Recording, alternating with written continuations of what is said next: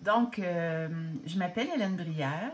Je suis une coach professionnelle certifiée, spécialisée dans l'accompagnement des profils pluriels ou atypiques que j'appelle, mais je les appelle affectueusement mes multis, les multipotentiels, les caméléons créatifs, les slasheurs, ceux qui sont plus des cumulo-travailleurs, et les surdoués qui n'aiment pas vraiment se faire appeler comme ça, qu'on va appeler plus les hauts potentiels, les zèbres, ou il y a tellement de mots différents.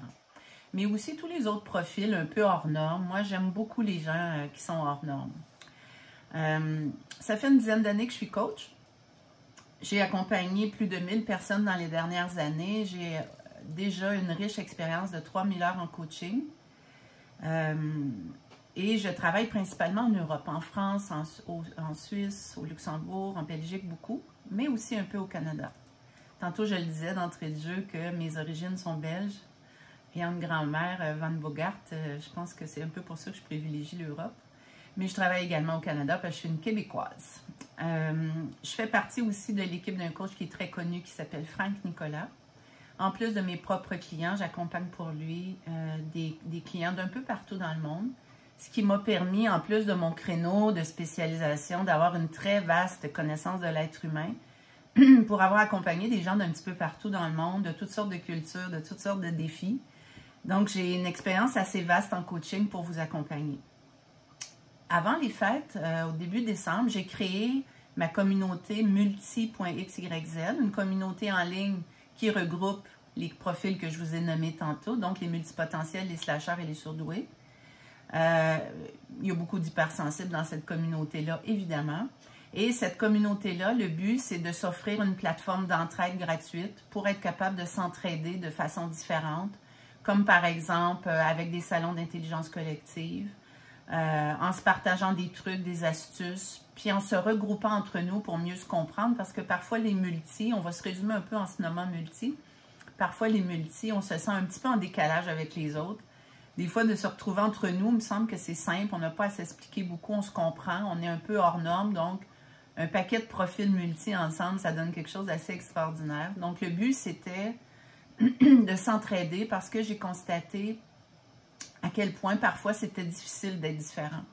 Pour le vivre moi-même, pour avoir coaché des centaines de personnes, je me suis rendu compte qu'il y avait quand même un certain lot de souffrance parmi les multis, de gens qui ne se savaient pas nécessairement différents, mais qui essayaient de rentrer dans le moule, mais ça ne marche pas, qui essaient de mettre des vêtements trop petits puis qui ne sont jamais confortables. Donc, c'est pour ça que j'ai créé Multi, pour qu'on puisse se dire, se valoriser entre nous, mais se dire, je suis différent et c'est merveilleux ainsi. Le monde a besoin de la différence en ce moment. Puis, il faut arrêter de se conformer puis de se suradapter pour essayer d'être comme tout le monde. Soyons donc qui nous sommes. Je pense que c'est ça une grande voie de liberté. Donc, j'ai créé cette communauté-là et je vous invite à devenir membre de Multi. Si vous allez sur Facebook, vous tapez l'espace multi, puis multi, il y a toujours 2 i à la fin. Donc, l'espace multi sur Facebook, 3 questions à répondre, je vous demanderai d'y répondre. Des fois, les multis sautent par-dessus cette étape, mais moi, ça m'aide beaucoup de pouvoir vous lire. Vous pouvez aussi suivre Multi sur YouTube. Multi a une nouvelle chaîne YouTube qui vient d'ouvrir, qui s'appelle Multi, la communauté mondiale des multipotentiels. Si vous voulez me suivre moi-même, vous pouvez aller sur mon site web helenebrière.com et vous avez sûrement remarqué qu'Hélène, il n'y a pas de H. Donc, c'est E-L-A-I-N-E, helenebrière.com pour mon site web et Hélène Brière Coach sur Facebook. Donc là, vous avez quand même plusieurs façons de rester en contact avec cette belle gang de multis que nous sommes. J'aurai aujourd'hui, je vous ai préparé un mind map sur l'hypersensibilité.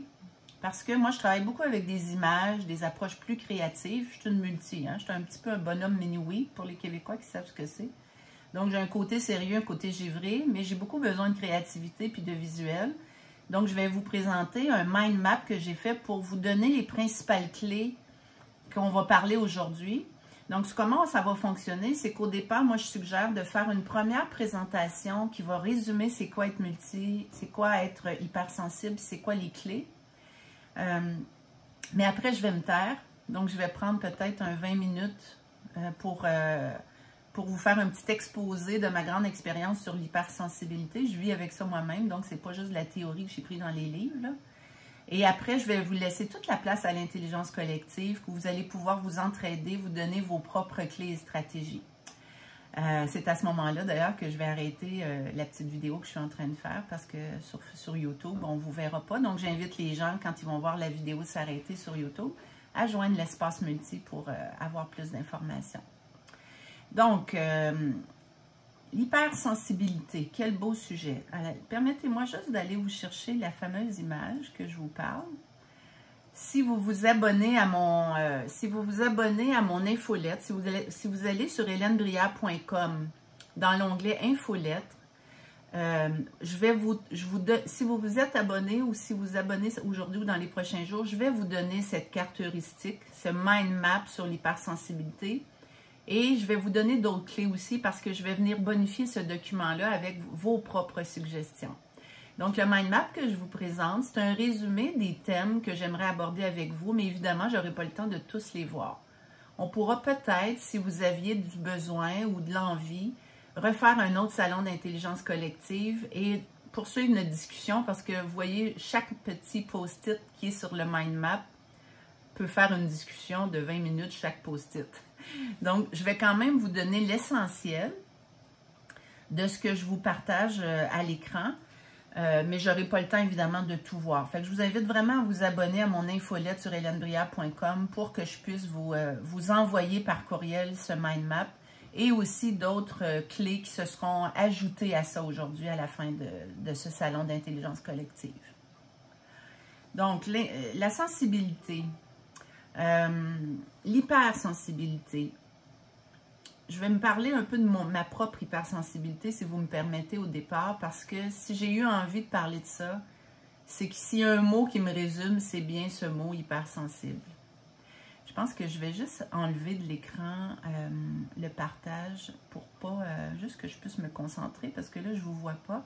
Donc, je vais juste arrêter le partage. Je peux-tu arrêter ça? Donnez-moi une petite seconde. Comment je fais? Bon. Arrêter la vidéo. Non, on ne veut pas arrêter la vidéo, on veut juste arrêter le partage. Comment je fais? Ah, ici, voilà. Donc, je reviens avec vous. Mais moi, toute ma vie, j'ai été une personne hypersensible, mais je ne savais pas ce que c'était. Fait qu'il n'y a jamais personne qui a mis un mot là-dessus. On m'a surtout dit que j'étais trop quelque chose. T'es trop ci, t'es trop ça, t'es trop... J'étais comme toujours trop, puis j'étais toujours la petite fatigante avec la main dans les airs à poser des questions, à ressentir plein de choses. Moi, j'aime les bébés, j'aime les humains, j'aime les animaux, j'aime les fleurs, j'aime les plantes, j'aime la nature. Bref, tout ce qui est vivant, moi, j'aime ça. Et très jeune, j'étais attirée pour aider mon prochain. J'étais attirée à vouloir faire une différence dans la vie des gens. J'étais vraiment déjà empathique dès mon plus jeune âge, à l'adolescence. Mais j'étais un peu comme un extraterrestre dans ma famille parce que c'était pas très valorisé, mais pas juste dans ma famille, mais dans l'entourage en général.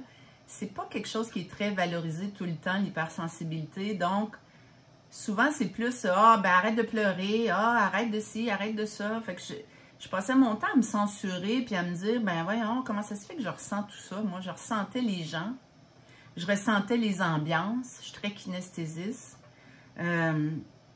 On me dit souvent même que j'ai un nez de chien de douane, donc je sens toutes les odeurs. J'entends les plus petits bruits infimes. Donc moi, aller passer une soirée chez quelqu'un où il y a beaucoup de bruit, je ne suis pas capable, il faut que je me mette des bouchons. Aller à un endroit où il y a trop de lumière, où il y a par exemple des néons au plafond, c'est l'enfer pour moi. J'ai les yeux hyper fragiles. Je suis allergique au soleil, je fais des cancers de peau, j'ai une peau de rousse. Bref, moi, j'ai la sensibilité totale. Il y a des gens qui sont hypersensibles, mais sur certains aspects en particulier. Puis il y a des gens qui sont hypersensibles, mais ce que j'appelle la totale, tous les sens. Moi, j'ai hérité, j'allais dire malheureusement, mais j'ai envie de dire heureusement, j'ai hérité d'une hypersensibilité totale. Donc, les ambiances, les bruits, les odeurs, je ressens tout. Et par moments, j'ai même un don un peu de clairvoyance, où je sais des choses, j'ai des prémonitions, puis je ne sais pas d'où ça vient. Ça j'ai réalisé ça, ça fait pas tant d'années que ça. je vais vous inviter à enlever vos micros. Il y a quelqu'un qui vient d'arriver qui n'a pas enlevé son micro. S'il vous plaît, est-ce que c'est possible d'enlever le micro? Voilà. Non, c'est pas fait. Attends, je vais voir qui.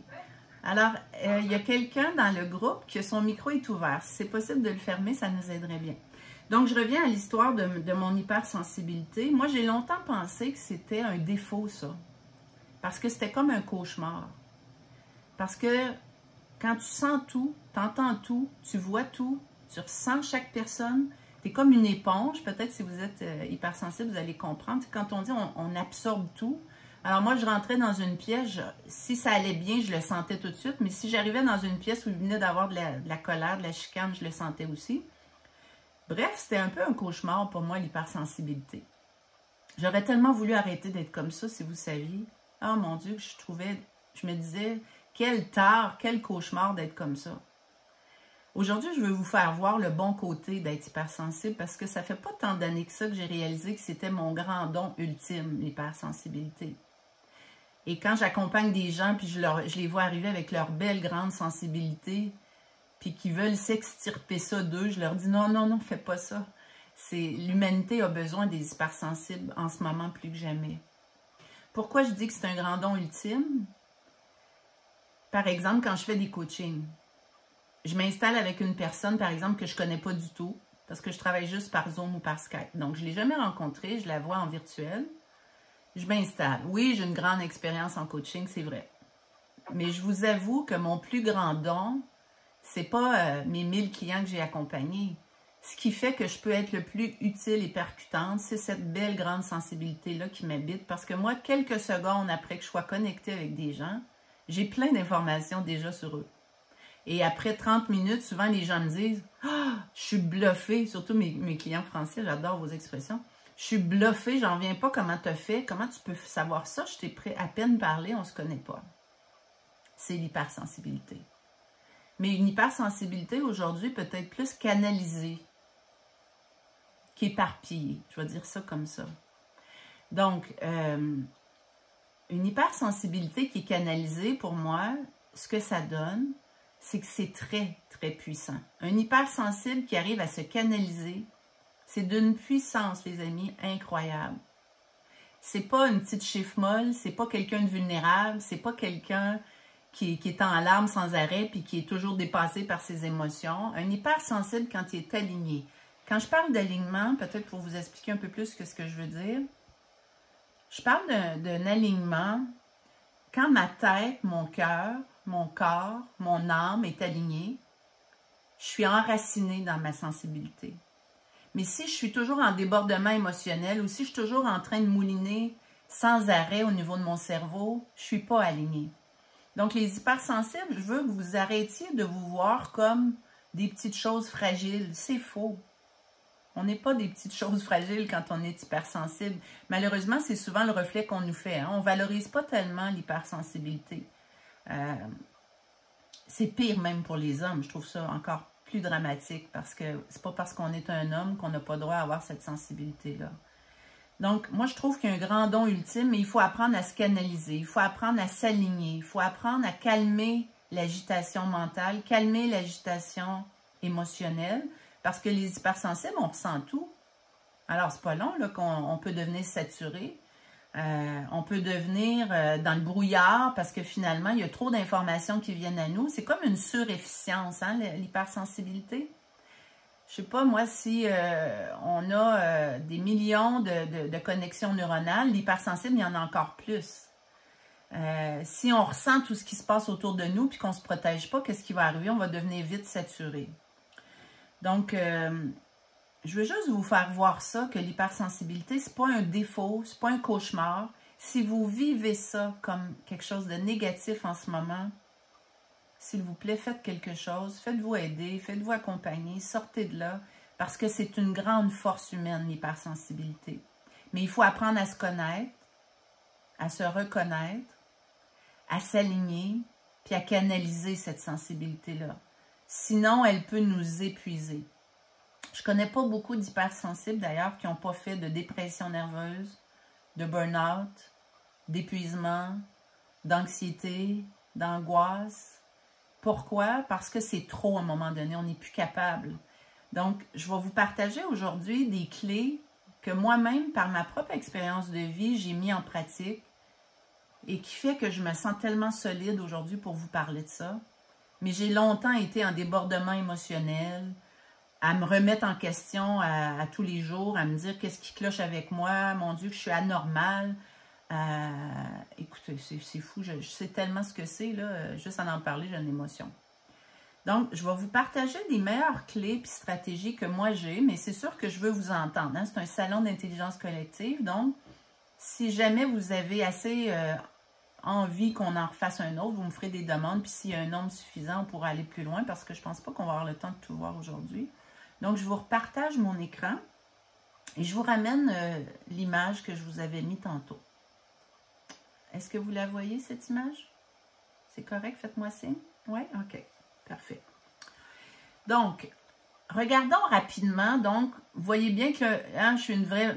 Parce qu'en plus d'être une hypersensible, je suis une multipotentielle, une slasheuse et une surdouée. Et mon Dieu, quelle bébite que c'est ça. Quelle mini-weed que je suis. J'ai plusieurs profils. Donc, une multipotentielle parce qu'effectivement, je suis une créative. J'ai beaucoup de potentiels différents. Une slasheuse parce que je cumule plusieurs métiers. Donc, je suis coach, Hélène Brière, coach / conseillère municipale / formatrice / vous comprenez où je m'en vais avec ça. Et surdouée, arc, je déteste ce mot. Je vais plus dire HP ou haut potentiel. Mais je vis avec cette particularité aussi. J'ai déjà expliqué dans d'autres vidéos comment j'avais découvert ça un peu par hasard. Donc, mais c'est pas... je le dis souvent quand je fais des vidéos, des rencontres, le surdoué déteste se dire surdoué parce que ça fait prétentieux. Et c'est quelqu'un qui est très humble habituellement. Donc, je vous ramène ici à l'arborescence. Pourquoi j'ai fait ce détour-là? C'est pour vous dire que j'ai un cerveau en arborescence, moi. Moi, je vois la vision globale d'un coup, mais si vous me demandez de fragmenter en petites étapes simples, j'ai souvent de la difficulté, comme beaucoup de multi d'ailleurs. Donc, je vous ai fait une arborescence pour vous permettre de voir la vue d'ensemble et non pas une liste là, linéaire qu'on n'est pas capable quand on est créatif, on s'emmerde un peu avec ces listes linéaires séquentielles. Donc, je vous fais un tour rapide. Alors, j'ai mis faire des clôtures cognitives et émotionnelles. Qu'est-ce que ça veut dire, ça? Vous voyez qu'il y a une petite flèche en haut, ben, c'est enlever des chaudrons du feu. Je vais vous expliquer ce que je veux dire par là. Les deux grands ennemis des hypersensibles, mes clients qui sont là savent, je le dis tout le temps, la fatigue et le stress. Les suppléments à prendre quand on est hypersensible. Vous voyez une petite flèche qui nous mène à, je vous parlerai d'oméga 3, de magnésium, de vitamine D pendant l'hiver, d'aloès buvable si vous avez le système digestif un peu fragile. Après ici, je vous ai mis méditation. Entre parenthèses, Muse. Vous irez voir chosemuse.fr. C'est un casque de biofeedback qui nous aide à évaluer la qualité de nos méditations. Tellement important les méditations pour les hypersensibles. Vous voyez qu'à partir du petit post-it méditation, il y a une flèche qui nous amène à cohérence cardiaque. Tellement aidant puis tellement simple à faire. Il y a une flèche également qui nous amène à la pleine conscience au moment présent. C'est toutes des astuces et des stratégies qu'on doit mettre en place quand on est hypersensible ou qu'on peut sortir de notre coffre à outils au besoin. J'ai mis renforcer l'estime et l'amour de soi. Et vous voyez une petite flèche qui amène à identité, ne pas se définir dans le regard de l'autre. Les hypersensibles, malheureusement, on doute souvent de nous. C'est sûr que le regard que les autres nous envoient n'est pas toujours très valorisant. Donc, il faut renforcer l'estime et l'amour qu'on a pour soi. Parce que quand on ne fait pas ça, on exige de l'autre qu'il nous aime à notre place parce qu'on ne s'aime pas suffisamment nous-mêmes, on ne se reconnaît pas suffisamment nous-mêmes. Puis quand on ne se reconnaît pas assez nous-mêmes, on a tendance à se laisser définir dans le regard de l'autre. Hein, combien de clients, moi, me disent « j'ai peur du regard de l'autre ». Mais si on a peur du regard de l'autre, il faut se poser la question, qu'est-ce qui est fragile en moi? Pourquoi j'ai besoin que l'autre me définisse? Pourquoi est-ce que mon identité n'est pas assez forte? Donc, comme hypersensible, il faut vraiment renforcer l'estime et l'amour de soi. Des stratégies vraiment efficaces, vous irez voir sur Internet, on n'aura peut-être pas le temps de toutes les voir, l'EFT. Donc, l'EFT, pour ceux qui connaissent ça, c'est des tapotements sur certains endroits de notre corps qui peuvent vraiment court-circuiter les grosses charges émotionnelles, nous ramener vraiment dans un focus. Je trouve ça fascinant, l'EFT. Les mouvements oculaires. J'ai fait une formation, moi, sur les mouvements oculaires, non pas pour les traumatismes, mais pour aider l'atteinte d'objectifs. Donc, avec les mouvements oculaires, vous savez que les yeux sont reliés au cerveau. Quand on est hypersensible, on peut beaucoup travailler avec les mouvements oculaires, avec une technique particulière. Là, on ne fait pas juste bouger nos yeux, il y a une façon de fonctionner. Moi, je le fais dans des coachings où on va aller enlever la charge émotionnelle qui parfois nous draine ou fait en sorte qu'on n'est pas capable de s'en sortir. C'est génial. EFT, mouvement oculaire, souvenez-vous de ça. L'analyse transactionnelle, j'en parle aussi beaucoup dans des coachings. Ça veut dire les dimensions du moi, l'enfant, le parent, l'adulte. Donc, des fois, quand on est hypersensible, il faut prendre conscience que certaines dimensions du moi qui arrivent au mauvais moment ou ce n'est pas la bonne dimension qui va à l'avant-plan. Je donne souvent l'exemple dans mes coachings de l'enfant. L'hypersensible qui devient bouleversé, en colère, par exemple, ben, il ne faut pas que ce soit son enfant intérieur qui vienne à l'avant-scène parce qu'il ne s'en sortira pas de son hypersensibilité. Ça prend soit le parent qui va venir le réconforter un peu ou l'adulte qui va dire « OK, t'es correct, sors de là ». Donc, il faut faire attention à la dimension du moi qu'on met de l'avant dans des situations où on est très hypersensible. Moi, j'ai remarqué, par mon expérience personnelle et par mes coachings, que trop souvent, les hypersensibles, c'est le petit garçon ou la petite fille qui s'en va à l'avant-plan, au lieu de l'adulte, au lieu de l'adulte ou du parent. Si c'est l'enfant qui est en train de gérer une crise émotionnelle, c'est pas étonnant qu'il n'arrive pas à s'en sortir. Donc, allez voir un peu sur Internet ce que c'est. J'ai mis également dans un autre petit post-it, détecter les compulsions et les obsessions. Les hypersensibles, moi, c'était une révélation quand j'ai découvert ça parce que j'ai compris que parfois, je devenais obsessive. Je n'avais pas mis le mot sur ça. C'est quoi ça, devenir obsessif? C'est-à-dire que je n'arrive pas à sortir de là. Je pense à ça jour et nuit. Je ne suis pas capable d'arrêter de penser à quelqu'un, à une remarque qu'on m'a fait, à une blessure qu'on m'a affligée. Donc, on devient trop obsessif et on peut avoir des comportements compulsifs. Combien d'hypersensibles compulsent avec de la nourriture pour répondre à leurs besoins? Ah, je vais me gâter ce soir. Ou on ouvre le frigo et on tombe dans le pot de gâteau ou dans la crème glacée. On fait une compulsion alimentaire. Il y a des femmes, c'est des compulsions de magasinage. Il y a toutes sortes de compulsions, des compulsions sexuelles, des compulsions alimentaires. Il faut observer ça quand on est hypersensible. Est-ce que je suis en train de développer un comportement obsessif? Est-ce que j'ai tendance à faire des compulsions pour répondre à mes besoins? Puis il faut corriger le tir. Après ça, j'ai mis une petite flèche qui part de détecter les obsessions et compulsions. Vous avez mis, j'ai mis relativer, dédramatiser. Les hypersensibles, parfois, comme on est très intense, hein, on nous le dit des fois aussi, « Ah, toi, t'es intense. » C'est vrai qu'on est intense, on n'est pas nous, on n'est pas des gens éteints, là. C'est tout ou rien habituellement. Mais il faut apprendre à prendre du recul, à relativer et à dédramatiser des situations. Parce que sinon, ça prend toute la place, puis il faut dégonfler le ballon. Donc, une autre petite astuce. Se créer un refuge de sécurité intérieure. Très important. Moi, j'ai fait ça à une époque où je vivais un grand deuil et ça m'avait beaucoup aidé. Donc, moi, je me suis créée à l'intérieur de moi. Moi, je me vois même visualiser, descendre les escaliers pour aller dans mon refuge. Puis mon refuge à moi, il y a un beau feu de foyer. Il y a un gros sofa, un gros meuble où je m'assois, qui est très confortable. Il y a même un banc pour mettre un pouf pour mettre mes pieds dessus. Il y a une petite table avec mon café. Puis c'est imaginaire, mais c'est un refuge où je me sens en sécurité, où quand je vis des choses difficiles, je vais me réfugier. Rappelez-vous que le cerveau ne fait pas de différence entre ce qui est imaginé ou ce qui est réel. Donc, le cerveau, quand vous êtes en train d'imaginer avec beaucoup de détails un refuge intérieur, comme je viens de vous le nommer, il vous envoie les mêmes hormones de bien-être que si vous étiez vraiment dans un refuge. Moi, ça m'a fasciné quand j'ai compris ça. Le cerveau ne fait pas la différence entre ce qui est imaginé ou ce qui est réel. Donc, les hypersensibles, si on est dans des scénarios, tu sais, parce que là, quelqu'un nous a dit quelque chose, par exemple, puis qu'on est en train de repenser à ça, on se rejoue la cassette, on se rejoue un peu l'enregistrement d'une discussion, d'une situation. Quand on fait ça, c'est dangereux.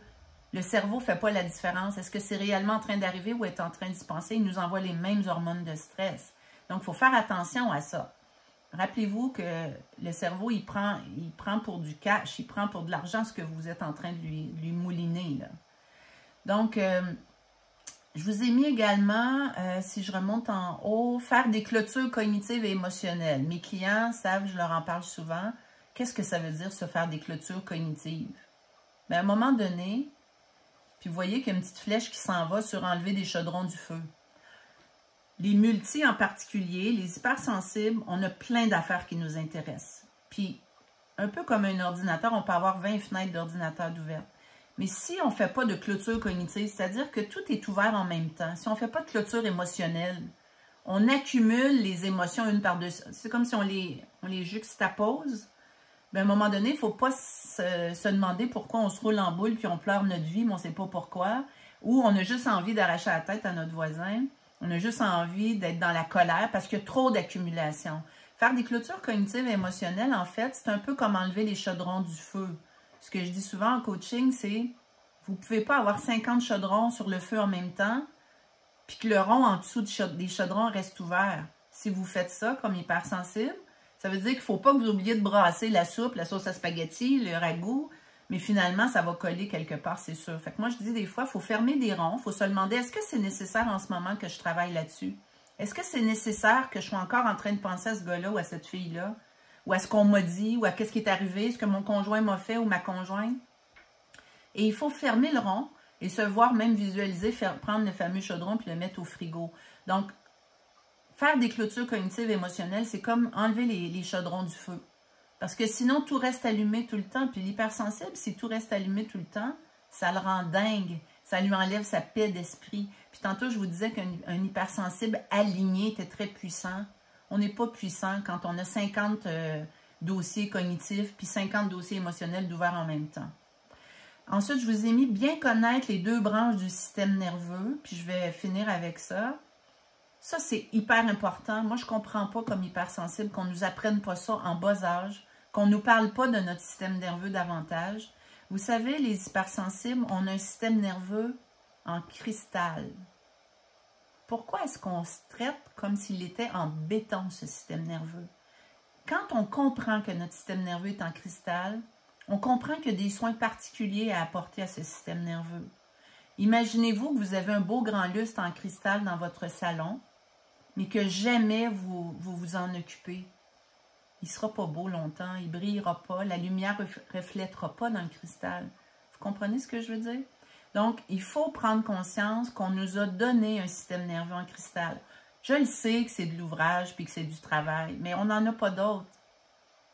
Des fois, j'aurais envie qu'on m'en mette un en béton. Puis combien d'hypersensibles, d'ailleurs, se mettent des pleurs par-dessus des pleurs, par-dessus des pleurs pour se protéger. Il y a même des hypersensibles qui ont de l'air bêtes comme leurs pieds, qui ont de l'air snob, froid, distant. Pourquoi? Parce que ils vont mourir s'ils ne se protègent pas. Alors, ils se mettent des pleurs, des carapaces, une par-dessus l'autre. Ça n'a pas de sens, ça. Ça nous empêche d'être authentiques. Donc, bien connaître les deux branches du système nerveux, ça veut dire réaliser que le système nerveux d'un hypersensible, il est en cristal, il n'est pas en béton comme tout le monde. Et il y a besoin de soins particuliers. Il faut comprendre comment fonctionnent les deux branches du système nerveux. Moi, ça a changé ma vie quand j'ai compris ça. Parce que sinon, l'hypersensible, il se ramasse sur les genoux constamment, au bout de sa corde, épuisé. Et là, il est toujours en mode sympathique. Donc, dans le système nerveux, on a deux branches. On a le parasympathique, puis on a le sympathique. Le sympathique, il n'est pas toujours très sympathique. C'est la branche où on est plus dans l'action, dans le go, go, go, go. On agit, on est dans le faire, on est dans l'action, on est dans l'agitation, on va vite. Et quand on est dans... C'est positif parce que quand on est comme ça, on sécrète de l'adrénaline et du cortisol. C'est parfait, ça nous donne de la drive. Il y a même des gens qui sont un peu drogués aux hormones du stress. Mais l'adrénaline et le cortisol, c'est les hormones du stress. Et si on en a trop tout le temps dans le corps, ben, on finit par vivre du stress chronique. Les hypersensibles sont souvent en stress chronique. Et ça finit par les tuer. Donc, sympathique, c'est comme l'accélérateur dans votre voiture. Parasympathique, c'est le frein. Parasympathique, quand on enclenche ça, ça fait chuter dramatiquement les hormones de stress. Ça amène les hormones du bien-être la dopamine, la sérotonine, moi je les appelle les thymines, toutes les bonnes hormones qui nous font du bien, les hypersensibles, c'est quand on enclenche le parasympathique. Donc, si vous êtes tout le temps fatigué puis au bout de votre corde, à courir comme des fous toute la journée puis que vous êtes un hypersensible, il ne faut pas s'étonner que vous soyez juste en mode sympathique dans votre système nerveux. Quand on est en mode sympathique, on a plein d'adrénaline et de cortisol dans notre sang. On a un corps qui a un pH acide. L'acidité prédispose aux maladies en plus. Et l'acidité prédispose aux pensées négatives. C'est prouvé scientifiquement ce que je vous dis. Alors qu'à l'inverse, en revanche, le parasympathique, quand on réussit à enclencher cette branche-là de notre système nerveux à volonté, c'est comme si on a une pharmacie naturelle dans notre corps et on ne le sait pas, les hypersensibles. Ben, tous les humains en général, mais les hypersensibles ont besoin de comprendre ça. Donc, quand on enclenche la branche parasympathique de notre système nerveux comme hypersensible, on amène tout plein d'hormones de bien-être dans notre sang. L'adrénaline et le cortisol chutent dramatiquement, bonne nouvelle, et on fait un genre de reset dans notre corps. Tout à coup, on ramène l'équilibre, l'homéostasie qu'on a besoin pour être zen. Quand on est en milieu, quand notre parasympathique est enclenché, notre pH, au lieu d'être acide, il devient alcalin. Wow! Quand on est alcalin, on est plus zen, c'est plus facile d'avoir des pensées positives. Donc, pensez à ça. Est-ce que vous comprenez comment votre système nerveux d'hypersensible fonctionne? Est-ce que vous êtes toujours en mode sympathique dans votre système nerveux? Si c'est ça, c'est pas étonnant que vous fassiez de l'anxiété, de l'angoisse, des crises de panique, puis que vous finissiez par vous ramasser épuisé. Un hypersensible ressent tout. Moi, je vois juste, hier, je suis juste allée au centre d'achat magasiner. J'étais épuisée. Pourquoi j'étais épuisée? Il y a trop de sollicitations. Alors, il faut pas toujours être en train d'être dans des choses qui enclenchent le sympathique. Il faut à volonté dire « j'enclenche le parasympathique ». Là, je vous entends me dire, même si vous ne me parlez pas, je vous entends me dire « OK, c'est bien beau ça, Hélène. Comment on fait pour enclencher le parasympathique? » Ah! Il y a plusieurs façons. Mais habituellement, le parasympathique, c'est quand on est plus dans l'être que dans le faire. On est plus dans la contemplation que dans l'action. On est en train de se faire du bien. Donc, pour un, ça va être une chose, pour l'autre, ça va être d'autres choses. Comme pour moi, qu'est-ce qui enclenche le parasympathique pour moi comme hypersensible? Mon chien. Caresser mon chien, le flatter, jouer avec lui. Je le sens, nos cœurs battent à l'unisson quand je fais ça. Ça, là, mon chien, moi, je dis des fois, c'est indispensable à ma vie, un animal. C'est pas un luxe, là. Moi, je me pose même pas la question, est-ce que j'ai besoin d'un animal? Moi, c'est indispensable à ma vie d'hypersensible, un animal. Et quand je suis en train de caresser mon animal, jouer avec lui, la beauté, c'est que je lui fais autant de bien que je m'en fais. Ça enclenche mon parasympathique, ça envoie les belles hormones de thymine dans mon corps, que j'appelle, et je fais un reset dans mon système nerveux et je deviens beaucoup plus zen. Mon cœur se met à battre de façon plus cohérente, la cohérence cardiaque. Mes battements de cœur s'harmonisent avec mes ondes cérébrales et là, je me sens à parasympathique. Pour moi, par exemple, jouer dans les fleurs, mettre les mains dans la terre, me baigner dans un lac, qu'est-ce qui vous fait du bien à vous, que vous avez arrêté de faire parce que vous êtes trop dans l'occupation? C'est ça que vous devez ramener, du parasympathique. Enclencher la branche parasympathique de votre système nerveux. Trouvez ce qui vous fait du bien. Pour certains, c'est méditer, ne rien faire. Petite parenthèse pour les femmes qui s'assoient puis qui se disent « Oh, mon Dieu, je me sens coupable, j'ai décidé de rien faire, il faut que j'aille faire une brossée de lavage. » Puis là, elles se lèvent parce qu'elles se sentent coupables. Et les filles, vous n'avez pas compris qu'en faisant ça, vous vous faisiez un bien énorme. C'est pas un luxe de rien faire parfois. C'est juste d'enclencher le bon côté de notre système nerveux puis de faire le reset nécessaire. Donc, arrêtez de vous sentir coupable. Puis si vous êtes en train de vous asseoir puis que là, vous vous dites « Oh, j'ai le goût de rien faire », répondez donc à votre besoin. Prenez-vous un livre, un bain moussant ou je ne sais pas quoi. Mais arrêtez de vous sentir coupable de rien faire parce que c'est nécessaire dans l'espèce humaine. C'est pas normal ce qu'on est en train de vivre, qu'on est toujours dans l'action, dans l'action, dans l'action. On est toujours en mode sympathique. C'est pas étonnant qu'il y ait autant de détresse psychologique en ce moment dans l'humanité. Quand on a compris comment notre système nerveux fonctionne en résumé, on est capable de comprendre qu'il y a une pharmacie naturelle qui est là, qui ne demande aucun médicament, qu'on peut enclencher sur demande, à volonté. C'est gratuit, c'est pas des pilules chimiques, c'est naturel Et ça nous amène dans un état où notre belle grande hypersensibilité va être complètement alignée. Il y a toutes sortes d'autres astuces et stratégies que je vous ai données tantôt. Si vous vous êtes inscrit à mon infolette, je vous l'enverrai. Mais vous voyez que le côté où je passe le plus de temps, c'est bien connaître les 2 branches de son système nerveux, parce que c'est la base. J'aurais tellement aimé qu'on m'explique ça quand j'étais une petite fille. J'aurais su quoi faire, mais moi, j'ai passé une grande partie de ma vie à travailler trop, à courir, à me mettre au bout de ma corde, avec le système sympathique, toujours au fond. Au fond, mon Léon, comme on dit au Québec. Mais là, au fond, Léon, à un moment donné, on fait un burn-out, parce que notre système nerveux en peut plus. Puis un système nerveux d'hypersensible, ça devient usé, fatigué, puis là, on n'a plus de ressort. Donc, c'est pas étonnant, c'est qu'on comprend pas bien comment on est câblé. Donc, c'est un peu ce que je voulais vous partager rapidement. Je ne veux pas prendre plus de temps. Je sais que c'est intéressant, là, mais j'aurais vraiment envie d'échanger avec vous. Donc, je vous invite vraiment à vous déposer puis à observer votre rythme. L'hypersensible doit développer un rythme. Moi, j'ai compris que si je suis toujours en train de travailler à fond mon Léon, ça ne fonctionne pas. Donc, moi, je me place déjà dans mon agenda des périodes où je vais... Oui, je travaille très fort. Après, je pars en vacances. Je travaille très fort. Je m'en vais faire une retraite de silence chez mes petites sœurs cloîtrées que j'adore. Je travaille très fort. Je m'en vais faire un autre... Je suis toujours en train de faire le reset avec mon système nerveux. D'enclencher mon parasympathique. Parce que j'ai compris que si je ne fais pas ça, ben, je ne suis pas dans ma lumière. Je ne suis pas ancrée. Je ne suis pas puissante comme hypersensible. Soit tu vas me dire 2 mots puis je vais éclater en larmes parce que je suis à bout, je n'en peux plus. Ou tu vas me dire une petite chose, je vais t'arracher la tête parce que là, je suis agressive, parce que mon système nerveux, là, il est comme ça, là, il n'en peut plus. Comprenez? Si vous voulez vraiment être puissant, puissante, puis valoriser votre belle grande sensibilité, prenez le temps de bien vous connaître, prenez le temps d'enclencher ce qui est nécessaire, de trouver des stratégies pour vraiment vous amener dans votre lumière. Moi, je trouve que l'humanité a besoin de nous en ce moment, les hypersensibles. Beaucoup d'hypersensibles sont dans la relation d'aide, l'accompagnement, travailler avec les animaux, sont en train d'inventer des nouvelles façons de faire. Mais il faut prendre soin de nous parce que nous sommes notre propre instrument de travail. Donc, je vous résume ça comme ça. Je vais maintenant vous inviter, je vais arrêter l'enregistrement pour YouTube, mais vous comprenez à quel point c'est important de se connaître et de se reconnaître comme hypersensible, puis de mettre en place des stratégies pour être vraiment complètement aligné. Ça peut changer complètement votre vie si vous faites ça. Ça peut faire que...